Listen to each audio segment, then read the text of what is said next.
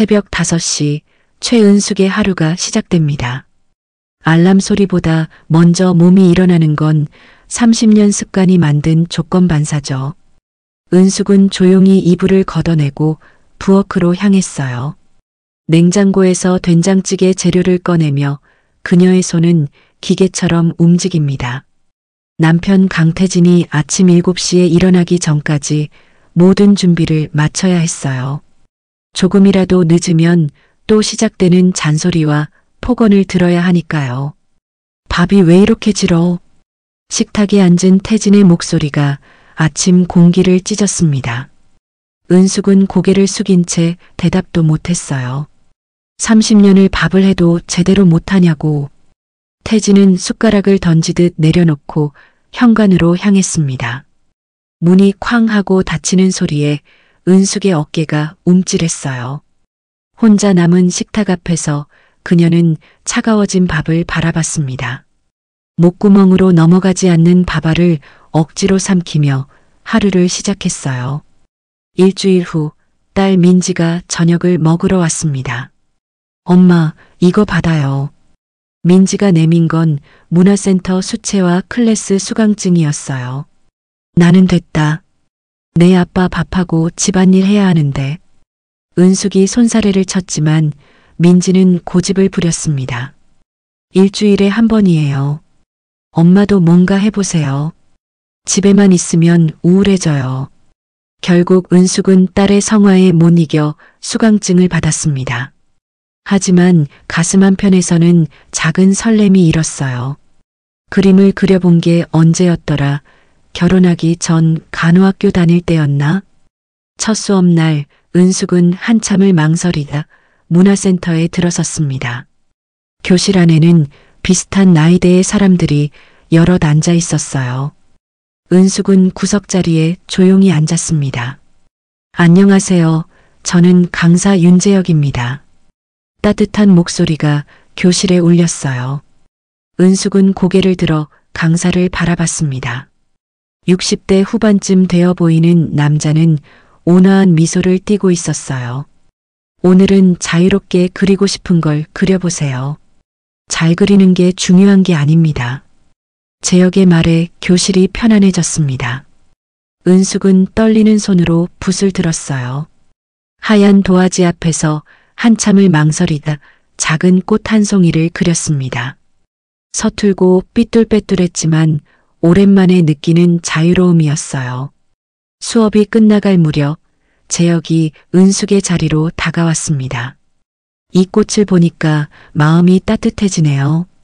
재혁은 은숙의 그림을 진지하게 들여다봤어요. 색감이 참 따뜻합니다. 그림 그리는 걸 좋아하셨나 봐요? 은숙은 당황해서 고개를 저었습니다. 아니에요. 제가 뭘... 그냥 아무렇게나 그린 건데요. 아니에요.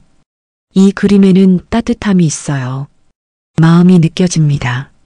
재혁의 진심 어린 말에 은숙의 눈가가 뜨거워졌습니다. 이렇게 따뜻한 말을 들어본 게 얼마만인가.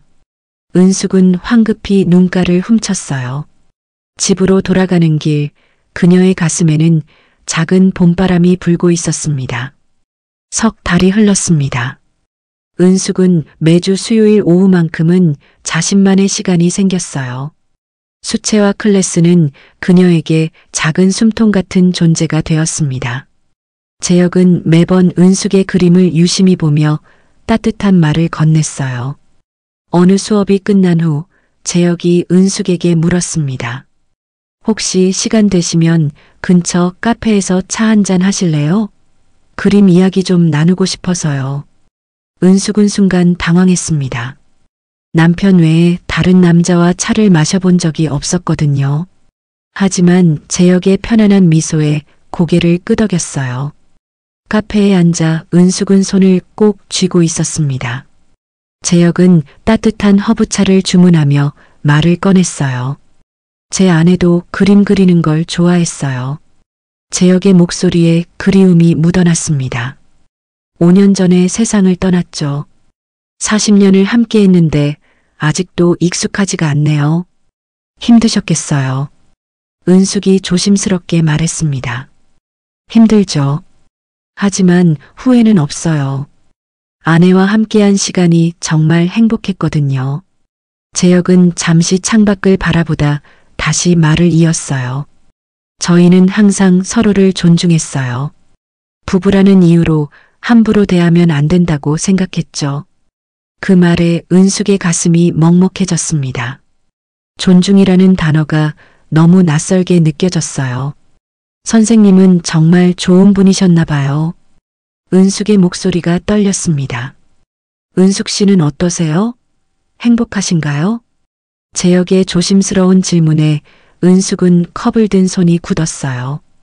입술이 바르르 떨리더니 눈물이 주르르 흘러내렸습니다. 저는 행복한 적이 없어요. 은숙은 처음으로 자신의 결혼 생활을 타인에게 털어놨습니다. 30년간 참아온 폭언과 무시, 존재감 없는 삶에 대해 말했어요. 재혁은 조용히 그녀의 이야기를 들어줬습니다. 중간에 끊거나 판단하지 않고 그저 경청했어요. 많이 힘드셨겠어요. 재혁이 은숙의 손에 휴지를 건넸습니다. 그 작은 배려에 은숙은 더 눈물을 쏟았어요. 이렇게 제 이야기를 들어주는 사람이 처음이에요. 당신은 존중받을 자격이 충분한 분이에요. 재혁의 말에 은숙의 마음속에 무언가 따뜻한 것이 스며들었습니다. 오랫동안 얼어붙었던 가슴 한쪽이 녹아내리는 느낌이었어요. 카페를 나와 집으로 향하는 은숙의 발걸음은 평소보다 가벼웠습니다. 하지만 집 앞에 다다르자 다시 무거운 돌덩이가 가슴을 짓눌렀어요. 초인종을 누르고 현관문을 여는 순간 태진의 목소리가 들렸습니다. 어디 갔다 이제 오는 거야? 거실 소파에 앉아있던 태진이 시계를 가리켰어요. 수업은 3시에 끝나잖아. 지금 6시야. 3시간 동안 뭐 했어? 그냥 좀 걸었어요. 은숙은 고개를 숙였습니다. 걸었어? 할 일도 없으면서 밖에서 시간이나 축내고 저녁은 생각이나 하고 있어? 태진은 리모컨을 소파에 던지고 방으로 들어갔어요. 은숙은 현관에 서서 한참을 멍하니 있었습니다. 아까 카페에서 느꼈던 따뜻함과 지금 집에서 느끼는 차가움. 그 온도 차이가 너무 극명했어요. 은숙은 천천히 부엌으로 향하며 앞치마를 둘렀습니다. 하지만 그녀의 마음속에는 작은 씨앗 하나가 싹트고 있었어요. 2달이 더 지났습니다. 은숙과 재혁은 수업 후 카페에서 차를 마시는 게 자연스러워졌어요. 처음엔 그림 이야기를 나누다가 점점 서로의 삶에 대해 깊이 이야기하게 되었습니다. 재혁은 은숙이 말할 때마다 고개를 끄덕이며 진지하게 들어줬어요. 은숙은 생애 처음으로 자신이 한 사람으로 존중받는다는 느낌을 받았습니다. 어느 수요일 재혁이 조심스럽게 제안했어요. 이번 주말에 미술관에서 좋은 전시가 열려요. 혹시 시간 되시면 함께 가실래요? 은숙의 가슴이 두근거렸습니다. 주말에 남편 몰래 외출한다는 건 상상조차 해본 적이 없었어요. 하지만 그녀는 작은 목소리로 대답했습니다. 네, 좋아요. 토요일 오후 은숙은 태진에게 거짓말을 했습니다. 민진의 집에 가서 손자들 좀 봐주고 올게요. 태진은 신문을 보며 대답도 하지 않았어요. 은숙은 조용히 집을 나섰습니다. 미술관 앞에서 재혁이 기다리고 있었습니다. 재혁은 은숙을 보자마자 환한 미소를 지었어요. 오늘 정말 예쁘시네요. 은숙은 얼굴이 화끈 달아올랐습니다. 예쁘다는 말을 들어본 게 얼마만인지 기억도 나지 않았어요. 전시장 안으로 들어서자 아름다운 수채화들이 벽을 가득 채우고 있었습니다. 재혁은 각 그림 앞에서 멈춰서며 설명해 줬어요.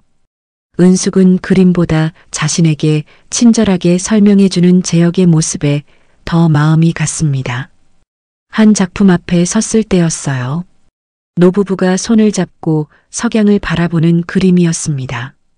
저렇게 함께 늙어가는 게 진짜 사랑이겠죠. 재혁이 조용히 말했어요. 은숙은 그림을 바라보다 눈물이 핑 돌았습니다. 자신에게는 없었던 삶이었으니까요. 그때 재혁이 은숙의 손을 살짝 잡았습니다. 은숙의 심장이 쿵쿵거렸어요. 손을 빼야 하는지 그냥 있어야 하는지 머릿속이 복잡했습니다. 하지만 재혁의 손은 따뜻했고 은숙은 그 온기를 놓고 싶지 않았어요. 은숙 씨, 저는 재혁이 말을 꺼내려 할 때 은숙이 먼저 말했습니다. 저도요. 저도 선생님이 좋아요. 두 사람은 그림 앞에서 한참을 서 있었습니다. 손을 맞잡은 채로요. 은숙의 마음속에는 죄책감과 설렘이 동시에 밀려왔어요. 이게 진짜 사랑인 걸까? 65년을 살아오면서 처음 느껴보는 이 감정이. 같은 시각 강남의 한 고급 레스토랑. 태진은 사업 파트너들과 술잔을 기울이고 있었습니다. 강 사장님은 부인 복이 있으셔서 좋겠어요. 30년 넘게 헌신적으로 내조해 주시잖아요. 거래처 사장이 말하자 태진이 웃었어요. 뭐 특별한 건 없어요. 아내는 집에서 내 뒷바라지나 잘하면 되는 거지. 요즘 젊은 여자들은 그게 안 돼요. 다 자기 일이 우선이라고. 그러니까요. 옛날 여자들이 나았어. 잔말 안 하고 시키는 대로 하니까. 태진은 소주잔을 비우며 만족스럽게 웃었습니다. 자신의 아내가 지금 어디서 무엇을 하는지, 어떤 마음인지 전혀 궁금하지 않았어요. 저녁 8시 은숙이 집에 돌아왔습니다. 현관문을 열자 거실에서 드라마 소리가 들렸어요. 태진은 소파에 비스듬히 누워 TV를 보고 있었습니다. 다녀왔어요. 은숙이 조심스럽게 말했지만 태진은 고개도 돌리지 않았어요. 은숙은 방으로 들어가 침대에 앉았습니다. 가슴이 아직도 두근거렸어요. 재혁의 따뜻한 손길이 아직도 손바닥에 남아있는 것 같았습니다. 거울에 비친 자신의 얼굴을 보니 생기가 돌아 있었어요. 나도 이렇게 웃을 수 있었구나. 은숙은 거울 속 자신에게 속삭였습니다. 나도 이제 내 인생을 살고 싶어. 이대로 죽을 순 없어. 작게 중얼거린 그 말은 단순한 바람이 아니었습니다. 30년간 억눌러왔던 감정이 터져나오는 신호탄이었어요. 은숙은 핸드폰을 꺼내 재혁에게 조심스럽게 문자를 보냈습니다. 오늘 정말 행복했어요. 고맙습니다. 곧 답장이 왔어요. 저도요. 다음에 또 만나요. 은숙은 핸드폰을 꼭 쥐고 미소 지었습니다. 그 미소는 65년 인생에서 가장 진심 어린 미소였어요. 한 달이 지났습니다. 은숙과 재혁은 일주일에 2~3번씩 만나게 되었어요. 미술관도 가고 공원도 산책하고 카페에서 긴 시간을 보냈습니다. 은숙은 자신이 이렇게 행복할 수 있다는 걸 처음 알았어요. 하지만 거짓말을 하며 만나는 게 점점 마음에 걸렸습니다. 어느 목요일 오후 은숙과 재혁은 한강공원 벤치에 앉아 있었어요. 가을 햇살이 따스하게 내리쬐고 있었습니다. 재혁이 은숙의 어깨에 손을 올렸어요. 은숙은 재혁의 어깨에 머리를 기댔습니다. 바로 그때였어요. 조깅을 하던 한 남자가 그들을 보고 멈춰 섰습니다. 은숙의 아들 준호였어요. 엄마. 준호의 목소리에 은숙이 화들짝 놀라 일어섰습니다. 얼굴이 새하얗게 질렸어요. 준호야, 이게 저분은 누구세요? 준호는 차갑게 물었습니다. 재혁이 일어서서 정중하게 인사했어요. 저는 수채화 선생 윤재혁이라고 합니다. 선생님이요? 선생님과 우리 엄마가 왜 이렇게 친밀하게? 준호의 목소리가 점점 높아졌습니다. 준호야, 집에 가서 이야기하자. 은숙이 떨리는 목소리로 말했어요. 지금 당장 설명하세요.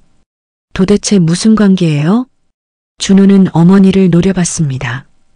은숙은 입술을 깨물며 고개를 숙였어요. 아무 말도 할 수 없었습니다.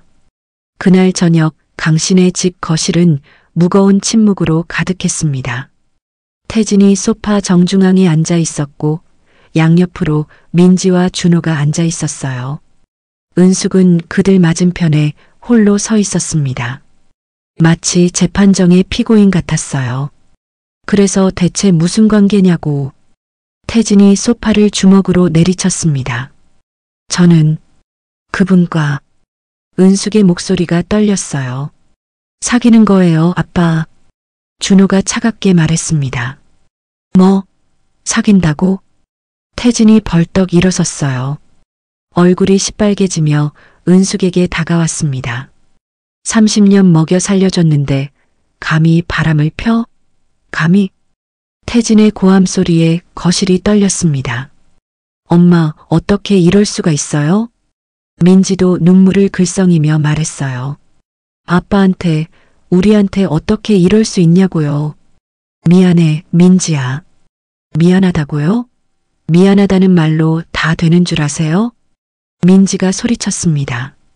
넌 정말 창피한 줄 알아야 해. 나이가 몇인데 남자를 만나? 태진이 은숙을 손가락으로 가리켰어요. 당신 때문에 내 체면이 어떻게 되는지 알아?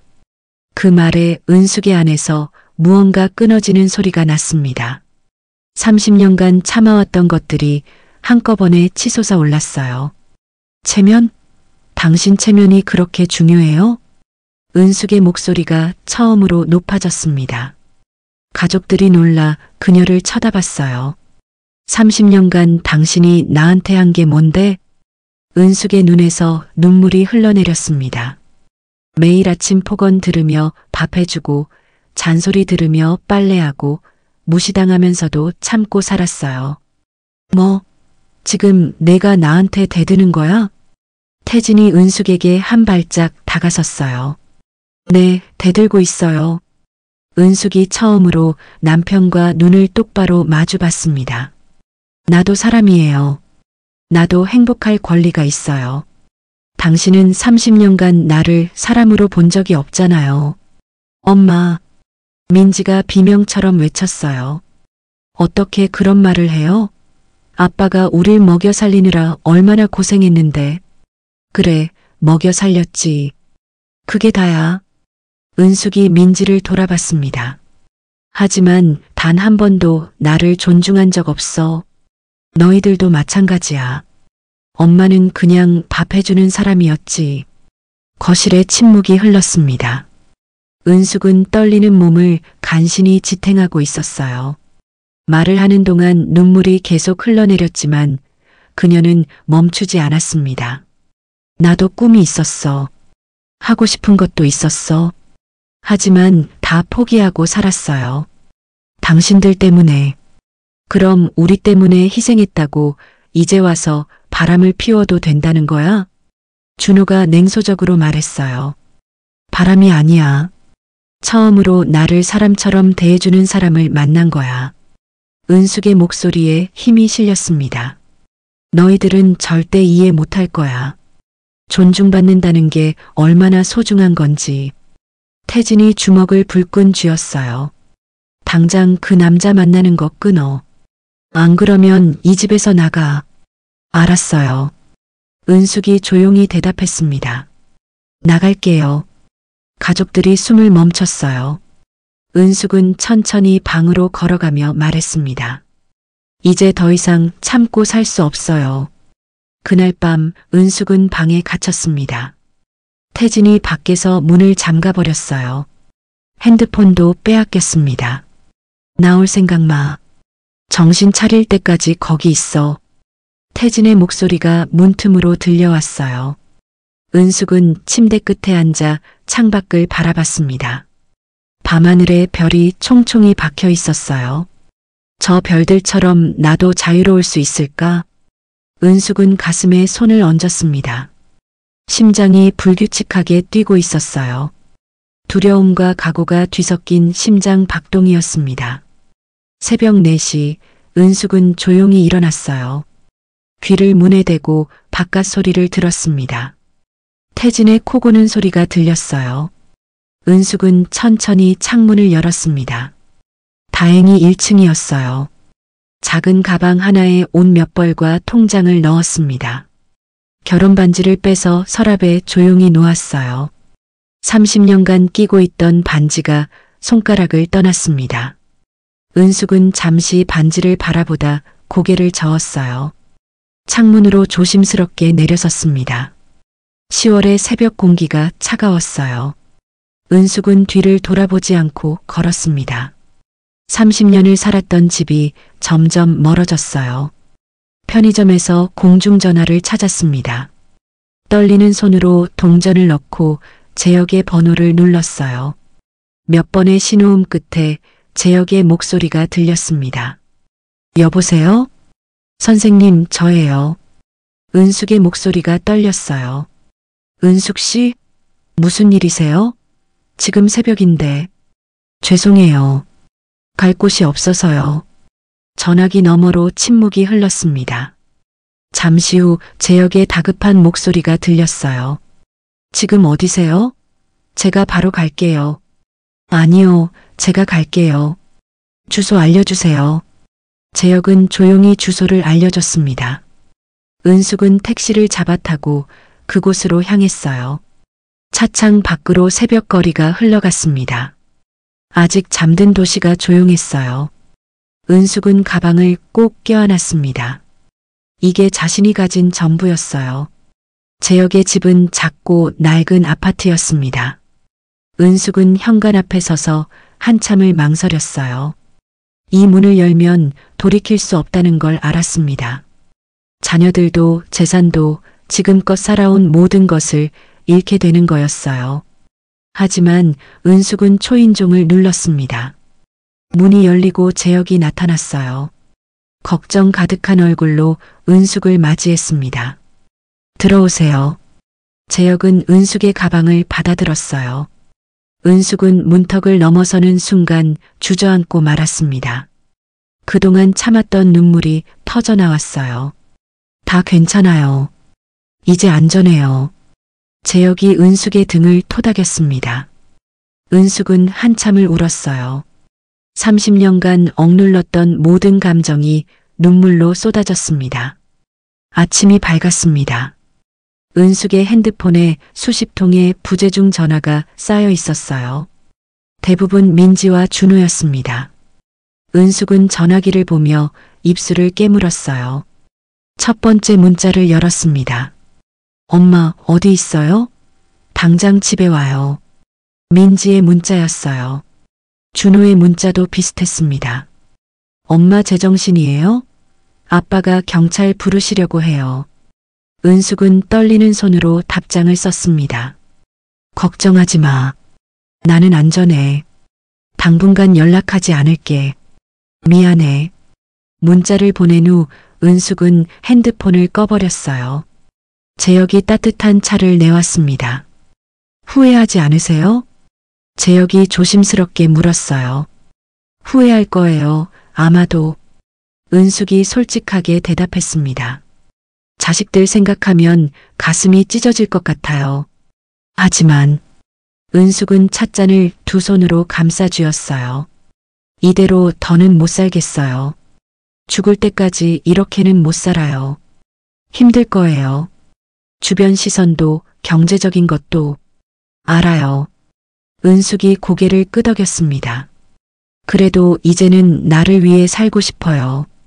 65년을 살았는데 단 하루도 내 인생을 산 적이 없었어요. 재혁은 은숙의 손을 잡았어요. 저도 함께 있을게요. 혼자가 아니에요. 은숙은 재혁을 바라봤습니다. 그의 눈에는 진심이 담겨 있었어요. 은숙은 처음으로 안도의 한숨을 내쉬었습니다. 창밖으로 아침 햇살이 들어왔어요. 새로운 하루가 시작되고 있었습니다. 은숙에게는 새로운 인생이 시작되는 날이었어요. 그날 오후 태진은 변호사를 찾아갔습니다. 민지와 준호는 어머니를 찾아 헤맸어요. 하지만 은숙은 재혁과 함께 조용히 차를 마시고 있었습니다. 빈손으로 떠났지만 마음만은 처음으로 자유로웠어요. 한 달이 흘렀습니다. 은숙은 재혁의 작은 집에서 새로운 일상을 시작했어요. 아침에 일어나면 재혁이 이미 커피를 내려놓고 있었습니다. 두 사람은 작은 식탁에 마주 앉아 조용히 아침을 먹었어요. 오늘은 뭐 하실 거예요?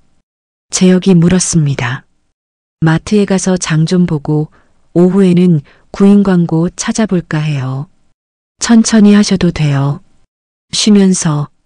아니에요. 제 돈으로 살고 싶어요. 은숙의 목소리에는 단호함이 있었어요. 30년간 경제적으로 의존하며 살았던 삶을 반복하고 싶지 않았습니다. 오후에 은숙은 재혁과 함께 근처 공원을 산책했어요. 단풍이 물들기 시작한 나무들이 아름다웠습니다. 재혁이 은숙의 손을 자연스럽게 잡았어요. 저기 벤치에 앉아서 그림 그릴까요? 재혁이 가방에서 스케치북을 꺼냈습니다. 은숙도 옆에 앉아 붓을 들었어요. 두 사람은 나란히 앉아 가을 풍경을 그렸습니다. 은숙 씨 그림 많이 좋아졌어요. 재혁이 은숙의 스케치북을 들여다봤어요. 선생님이 잘 가르쳐 주셔서요. 아니에요. 마음이 편해져서 그래요. 그림은 마음을 담는 거거든요. 그 말에 은숙이 자신의 그림을 다시 봤습니다. 예전에는 어둡고 답답한 색이 많았는데 요즘은 밝은 색이 늘어났어요. 은숙은 스스로도 놀라웠습니다. 일주일 후 은숙은 동네 슈퍼마켓에서 파트타임 일자리를 구했어요. 계산과 진열을 도우는 일이었습니다. 65세에 처음으로 자신의 이름으로 돈을 벌게 된 거였어요. 첫 출근 날 은숙은 긴장했습니다. 손님들을 응대하고 물건을 정리하는 게 낯설었어요. 하지만 마트 사장님은 친절했습니다. 어르신, 천천히 익히시면 돼요. 잘하실 거예요. 퇴근 후 은숙은 자신이 번 돈으로 재혁에게 저녁을 사줬어요. 작은 분식집이었지만 마음만은 뿌듯했습니다. 제 돈으로 사는 밥이 이렇게 기분 좋은 줄 몰랐어요. 은숙이 환하게 웃었어요. 축하해요. 독립의 첫걸음이네요. 재혁도 함께 웃어주었습니다.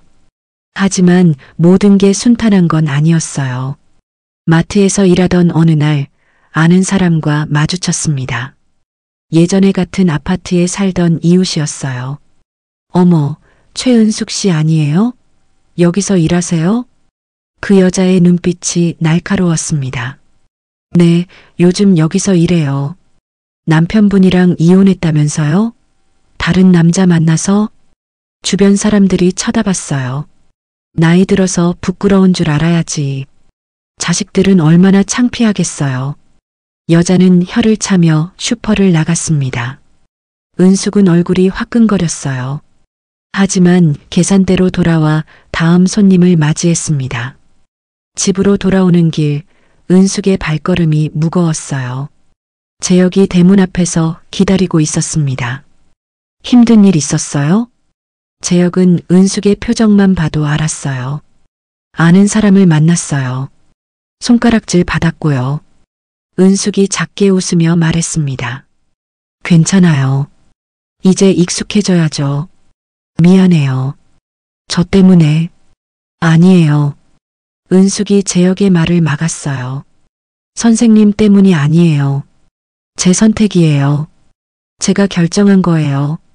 재혁은 은숙을 안아줬습니다. 은숙은 그의 품에서 한참을 서 있었어요. 며칠 후 민지에게서 문자가 왔습니다. 엄마, 제발 집에 돌아와요. 아빠가 많이 아파요. 은숙은 문자를 보고 가슴이 철렁했어요. 하지만 답장을 보내지 않았습니다.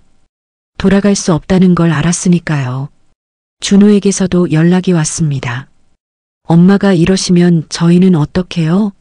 주변 사람들이 다 알아요. 은숙은 핸드폰을 내려놓고 한숨을 쉬었어요. 자식들 생각을 하면 가슴이 찢어지는 것 같았습니다. 힘드시죠? 재혁이 은숙 옆에 앉았어요. 네, 아이들 생각하면. 내가 너무 이기적인 건가 싶어요. 이기적인 게 아니에요. 당신도 행복할 권리가 있어요. 재혁이 은숙의 손을 잡았습니다. 늦었다고 생각할 때가 가장 빠른 때예요. 그 말에 은숙의 눈가가 촉촉해졌어요. 제가 65년을 살았는데 이제야 사람답게 사는 것 같아요. 저도 그래요. 아내를 떠나보내고 5년간 외로웠어요. 하지만 은숙 씨를 만나고 다시 살아있다는 느낌이 들어요. 두 사람은 작은 거실에서 손을 맞잡고 앉아 있었습니다. 창밖으로 저녁 노을이 지고 있었어요. 은숙은 생각했습니다. 앞으로도 힘든 일이 많을 거라고, 주변의 시선도 자식들과의 관계도 쉽지 않을 거라고. 하지만 처음으로 자신이 선택한 삶을 살고 있었어요. 그것만으로도 은숙은 행복했습니다. 재혁이 일어나 저녁 준비를 시작했어요. 은숙도 부엌으로 가서 그를 도왔습니다. 두 사람은 나란히 서서 함께 요리했어요. 작은 부엌에서 들리는 웃음소리가 따뜻했습니다. 2년이 흘렀습니다. 은숙과 재혁의 삶은 평온했어요. 두 사람은 작은 아파트에서 소박하게 살아가고 있었습니다. 은숙은 여전히 마트에서 일했고 주말에는 재혁과 함께 그림을 그렸어요. 자식들과는 거의 연락이 끊긴 상태였지만 은숙은 그 공허함을 견뎌냈습니다. 어느 겨울날 아침 은숙의 핸드폰이 울렸어요. 민지였습니다. 2년 만에 처음 걸려온 전화였어요. 은숙은 떨리는 손으로 전화를 받았습니다. 여보세요? 엄마. 민지의 목소리가 떨리고 있었어요. 아빠가 쓰러지셨어요. 뇌졸중이래요. 은숙의 가슴이 철렁 내려앉았습니다. 지금 중환자실에 계세요. 엄마, 와주실 수 있어요? 어느 병원이니? 은숙이 물었어요. 병원에 도착한 은숙은 중환자실 앞에 서 있는 민지와 준호를 봤습니다. 두 사람 모두 초췌해 보였어요. 민지가 은숙을 보자 눈물을 터뜨렸습니다. 엄마. 민지가 은숙에게 다가왔어요. 은숙은 딸을 꼭 안아줬습니다. 괜찮아, 괜찮을 거야. 준호는 멀찍이 서서 어머니를 바라봤어요. 여전히 불편한 기색이 역력했습니다. 의사 선생님이 뭐래? 은숙이 물었어요. 왼쪽이 마비됐대요. 말도 잘 못하시고요. 민지가 코를 훌쩍였습니다. 그래도 엄만데. 아빠 좀 봐주세요. 은숙은 중환자실 문을 바라봤습니다. 2년 만에 남편을 만나게 되는 거였어요.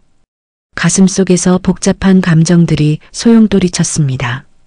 들어가 봐도 될까? 네, 면회 시간이에요. 은숙은 천천히 중환자실 문을 열었습니다. 병실 안은 조용했어요. 여러 대의 기계음만 규칙적으로 울리고 있었습니다. 침대에 누운 태진을 봤을 때 은숙은 숨이 멎는 것 같았어요. 한때 그렇게 위압적이고 강했던 남자가 작아져 있었습니다. 머리카락은 새하얗게 새었고 몸은 말라 있었어요. 은숙은 천천히 침대 옆으로 다가갔습니다. 태진의 눈이 천천히 움직이며 은숙을 바라봤어요. 입술이 떨렸지만 말이 나오지 않았습니다. 저예요. 은숙이 조용히 말했어요. 태진의 눈에서 눈물이 흘러내렸습니다. 오른손이 미세하게 움직이며 은숙을 향했어요. 은숙은 그 손을 바라봤습니다. 30년간 자신을 억눌렀던 그 손이었어요. 하지만 지금은 힘없이 떨리고 있었습니다. 은숙은 조심스럽게 태진의 손을 잡았어요. 차갑고 마른 손이었습니다. 태진의 입술이 다시 움직였어요. 겨우 나온 말이었습니다. 은숙의 눈에서도 눈물이 흘러내렸어요. 이제 와서 미안하다고 하면 다 되나요? 은숙의 목소리가 떨렸습니다. 30년 동안 나한테 한 거 다 잊으라고요? 태진의 눈에서 눈물이 계속 흘렀어요. 고개를 작게 저었습니다. 은숙은 남편의 손을 잡은 채 한참을 서 있었어요. 분노도 원망도 연민도 슬픔도 모두 뒤섞인 감정이었습니다. 은숙은 깨달았어요. 자신이 완전히 자유로워지려면 이 사람을 용서해야 한다는 걸, 그게 자신을 위한 일이라는 걸. 이제 됐어요. 은숙이 조용히 말했습니다. 당신도 어쩔 수 없었겠죠. 그렇게밖에 살 수 없었던 거겠죠. 은숙은 태진의 손을 놓았어요. 하지만 나는 돌아가지 않을 거예요. 이해해줘요. 태진은 고개를 끄덕였습니다. 느리고 힘겹게 하지만 분명히 끄덕였어요. 은숙은 병실을 나왔습니다. 민지와 준호가 복도에서 기다리고 있었어요. 엄마, 집에 돌아오실 거예요? 민지가 기대에 찬 눈으로 물었습니다. 아니야. 은숙이 고개를 저었어요. 하지만 아빠 병원비는 낼게. 그리고 시간 날 때마다 면회도 올게. 그럼 그 남자랑은요? 준호가 차갑게 물었습니다. 재혁 선생님과는 계속 함께 살 거야. 은숙의 목소리에는 확신이 있었어요. 엄마, 민지가 소리쳤습니다. 민지야, 나도 너희를 사랑해. 하지만 이제는 내 인생도 살아야겠어. 은숙은 가방을 메고 복도를 걸어갔어요. 뒤에서 민지의 흐느끼는 소리가 들렸지만 은숙은 멈추지 않았습니다. 병원을 나서자 찬바람이 불었어요. 은숙은 하늘을 올려다봤습니다. 구름 사이로 햇살이 비치고 있었어요. 휴대폰을 꺼내 재혁에게 전화했습니다. 저예요. 다녀왔어요. 괜찮으세요? 재혁의 걱정스러운 목소리가 들렸어요. 네, 괜찮아요. 이제 정말 괜찮을 것 같아요. 은숙은 미소 지으며 집으로 향했습니다. 그녀의 마음속에서 무거운 짐 하나가 내려놓아진 것 같았어요. 완전한 자유는 아니지만 한 걸음 더 나아간 느낌이었습니다. 그날 밤 은숙은 재혁의 품에 안겨 한참을 울었어요. 30년의 결혼, 2년의 이별, 그리고 오늘의 재회. 모든 게 눈물로 흘러나왔습니다. 재혁은 말없이 은숙의 등을 토닥였어요. 그렇게 긴 밤이 지나갔습니다. 1년이 더 흘렀습니다. 은숙은 일주일에 3번씩 병원에 가서 태진을 돌봤어요. 재활 치료를 돕고 식사를 챙기고 말벗이 되어줬습니다. 하지만 밤이 되면 재혁의 집으로 돌아갔어요. 그게 은숙이 찾은 균형이었습니다. 봄이 오던 어느 날 태진이 세상을 떠났습니다. 폐렴 합병증이었어요. 은숙은 병실에서 태진의 마지막을 지켰습니다. 태진은 마지막 순간 은숙의 손을 꼭 쥐고 있었어요. 그 손을 놓아주며 태진은 조용히 눈을 감았습니다. 장례식장은 조문객들로 붐볐습니다. 태진의 사업 관계자들과 친척들이 모여들었어요. 은숙은 상주석 한쪽에 앉아 있었습니다. 민지와 준호가 상주로 장례를 치렀어요. 최은숙 씨 아니세요? 예전 이웃 몇 명이 수군거렸습니다. 다른 남자 만나서 나갔다가 장례식엔 왔네요. 나이 들어 창피한 줄도 모르고. 은숙은 그 소리를 들었지만 고개를 들지 않았어요. 이제는 그런 말들이 예전만큼 아프지 않았습니다. 조문을 마치고 민지가 은숙에게 다가왔습니다. 엄마 고생 많으셨어요. 민지의 목소리가 부드러워져 있었어요. 1년 동안 병원 다니시느라 힘드셨죠? 괜찮았어. 은숙이 딸의 손을 잡았습니다.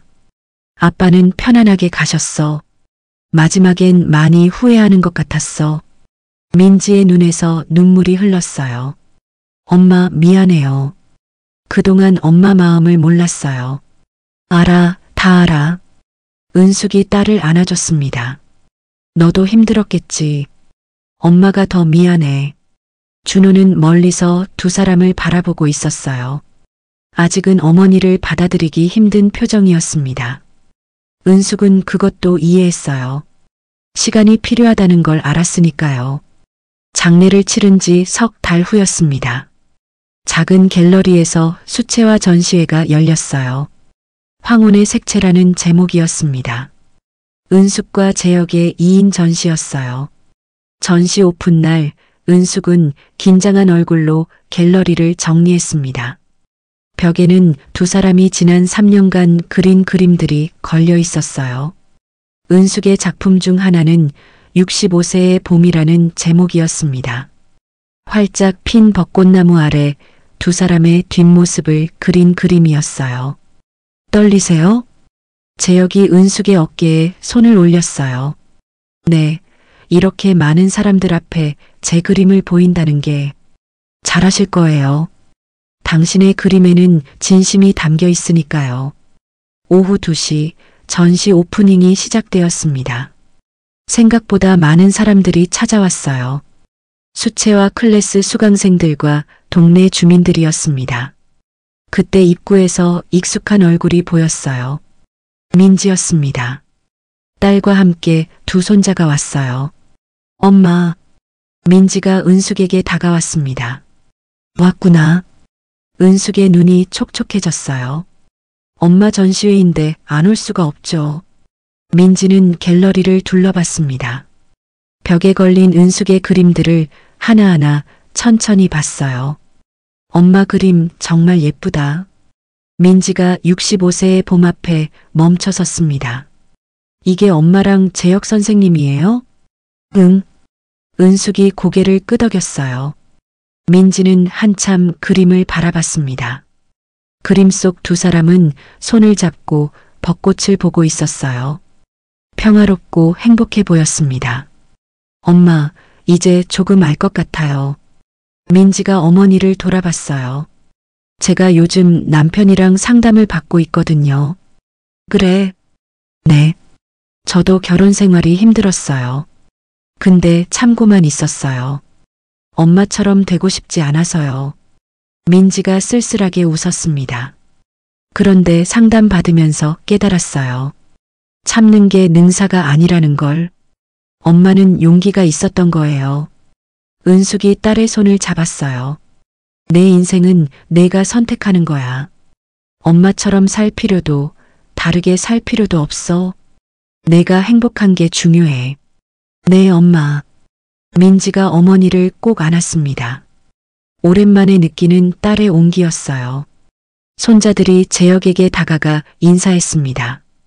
재혁은 아이들에게 부드럽게 말을 걸었어요. 그 모습을 보며 은숙은 미소 지었습니다. 전시회가 끝나고 저녁이 되었어요. 은숙과 재혁은 갤러리 벤치에 앉아 있었습니다. 오늘 행복했어요. 은숙이 말했어요. 저도요. 재혁이 은숙의 손을 잡았습니다. 3년 전 처음 수업에 오셨을 때 기억나세요? 어떻게 잊겠어요. 그날이 제 인생이 바뀐 날이에요. 은숙은 창밖을 바라봤습니다. 석양이 지고 있었어요. 늦었다고 생각했지만 이제야 진짜 내 인생이 시작되었습니다. 은숙은 속으로 중얼거렸어요. 65세에 시작된 봄은 아직 끝나지 않았습니다. 오히려 더 아름답게 피어나고 있었어요. 은숙은 재혁의 손을 꼭 쥐고 노을을 바라봤습니다. 두 사람의 그림자가 갤러리 바닥에 길게 드리워졌어요. 나란히 평화롭게 함께